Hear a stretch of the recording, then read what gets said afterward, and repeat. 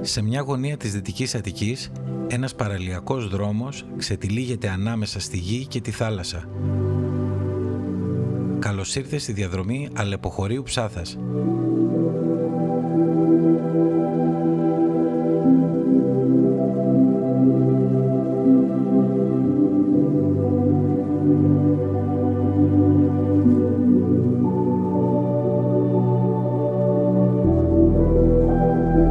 Η ασφάλτινη λωρίδα αγκαλιάζει το ακρογιάλι με την αντανάκλαση του ηλίου στο νερό να σε συνοδεύει. Αριστερά οι βραχώδεις πλαγιές δημιουργούν μια δυναμική αντίθεση με την απεραντοσύνη της θάλασσας. Η διαδρομή είναι στενή και απαιτεί προσοχή, αλλά δεν χρειάζεται πανικός.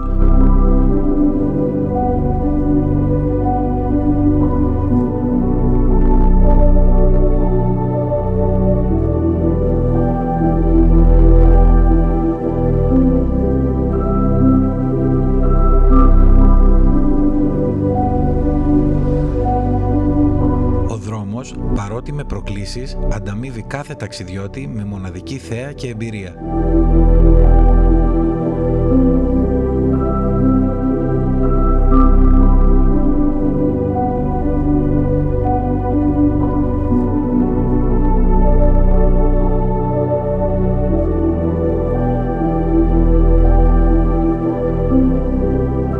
Εδώ η φύση δεν σε απειλεί, σε εντυπωσιάζει.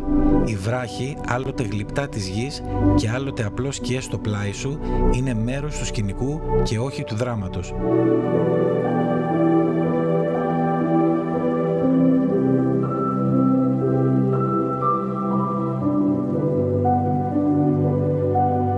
Κάθε στροφή κρύβει μια άλλη γωνία θέας.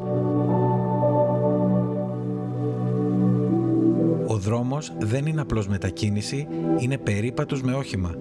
Μια στιγμιαία βουτιά στη γοητεία του τοπίου.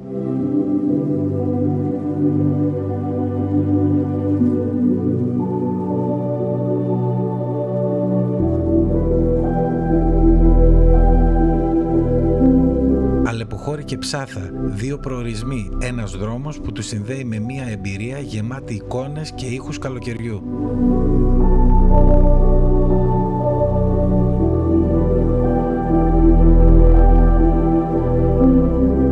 Αν τον διασχίσεις με σεβασμό και περιέργεια, ο παραλιακός δρόμος θα σου το ανταποδώσει με αναμνήσεις, γιατί το ταξίδι έχει σημασία όσο και ο προορισμός.